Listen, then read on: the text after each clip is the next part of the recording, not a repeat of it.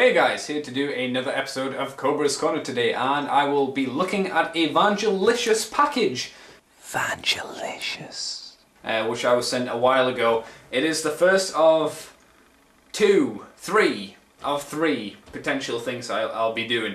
And it's of course Botcon Skyquake. So let's move straight on to the 209 little guy. There was an extra O in that I meant, but you get me. Okay, and we're back with Botcon 09 Skyquake. And of course this mould is based off the Starscream from Energon, which is in turn based off, oh god, what was his name?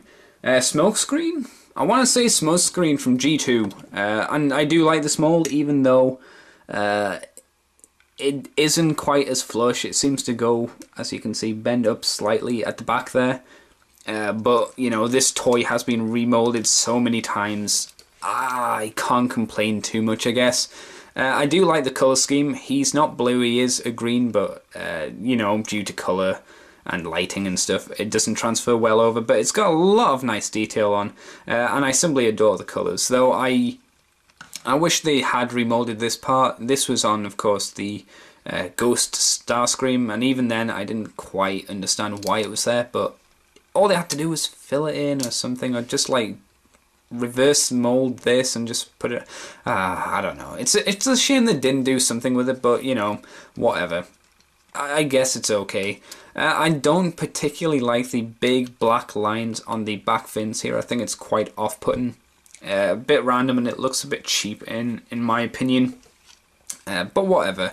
As terms of Jet goes, he looks nice, and he does have, you know, excess kibble underneath, but that's fine. He does have like 3 runway wheelie what's-a-doodles, so you can plop him up on these if you, I don't know, feel the urge or necessity to do so, which is good. He still has his Energon area where he can shove his Energon star or whatever they call them in their Super Link. I can't remember. It's been a while. Don't really care. What else do we have? We'll push him off to the side there, and of course we get the translucent weapons. 1 blade, not painted. Really disappointed. Like the original Starscream, along the blade edge was painted.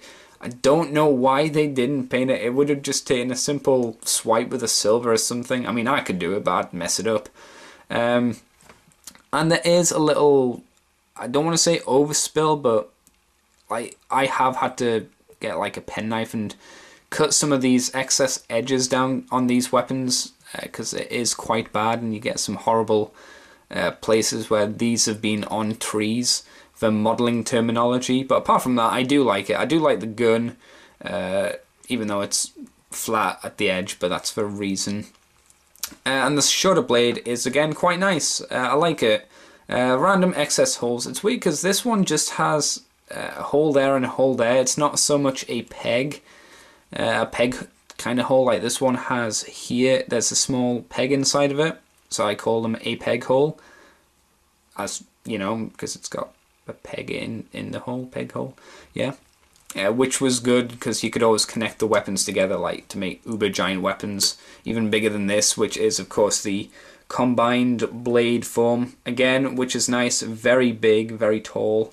Actually, longer than the figure, it's crazy.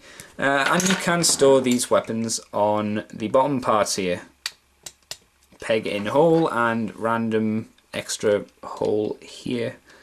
There we go, and you've got him. I don't know why you'd have a blade on a plane. Maybe for scooping things as he flies by, but I don't know. The gun works well, and it overall gives a nice little effect to it, having these see-through images, well, not see-through images, see-through guns on the side of it. I do like that. So, put this down here, and if we make a quick cut, and ba-boom, back we are with Skyquake and his brother, or his bigger, older brother, Skyquake. I like it. I would have liked perhaps a bit more solid, crazy, old school pink, which is nicely used. But they've generally got the colours right and down to a key. This one, the Botcon one, is a lot lighter. This one's, as you can tell by the colour scheme, well, by the lights and whatnot, that it's a lot darker and it's a lot more pronounced. And the actual translucent green they use here is, again, more of a yellowy, once I pop this off, a lot more yellowy than it is green. But we pop open these parts here, which I've showed people before on other reviews. And because lighting and table length is getting annoying, I'll move the light. That's a lot better green that you get there, so put the light down, put the transformer down, and there we go. I like it. I think it's a really good representation. One thing I really, really wish they'd done, and I only noticed this now, is I like the, put it to the side there, it's easy to see, the stickers here, the eye and the mouth, and, you know, old school kind of Jet stuff. I wish they'd done it here. I mean, they've got the nose bit here. They could have put the eyes on top and then had the smile along here. I think it would have really nicely set the figure and been like, hey, this is totally a crazy homage, which we totally didn't have to do, but we thought, why the fudge not? So yeah, I think it's good. It looks pretty good in this mode, so I guess we'll take this guy off and this guy off. And we bring him back into his robot mode. Ba-boom! Close up! Yes, here we have the toy. Looks really good. Head mold is exactly the same as the Starscream toy, which I'm fine with. I can deal with it, but why have I brought it so close up? Because there is a lot of nice extra detail, like the, as I get his sword to point it out, obviously the bits on the side here, which didn't have to be painted, but is a nice nod to the Skyquake toy, which I'll point out when I bring him back. Ghostly arm from Starscream toy, still around, unfortunately, and it makes it worse because many people have said this, but the arm seems to pop off the elbow here quite a bit every so often if you fiddle around with it too much, which is a shame. But what you gonna do, I suppose.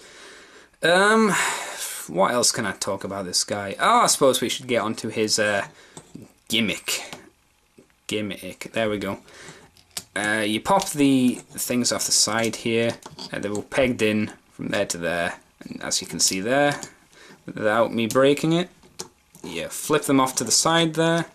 And then you just rotate them up. Ba-boom. And ba-boom. Rocket launchers as I lower his legs so they're like that, so you can see it on camera.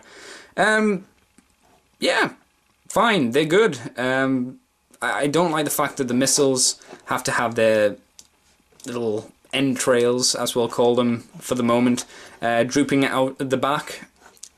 Kind of, I wouldn't say unbalances the toy, it doesn't do anything to its balance, but it does something to its overall look and appeal, especially in jet mode, because then you have these bits just randomly sticking off the back. But that's not all you can do, I'm sure everybody knows, so I don't know why I'm making a big deal, but you can go and go crazy and go ba-boom. You can go ba-boom. There we go, there's one ba-boom. Then we can go ba-boom, number 2, and he's got guns and sword. Again, why a sword on the top of his gun? I got no answer. I understand why you have another gun on top of a gun, but not a sword. I don't get it. It looks good. It looks really good. I like it. It gives it really big, overpowering, I'm gonna shoot you in your faces, biatch, and whatnot. Which is good. It definitely makes him look a lot more threatening and menacing.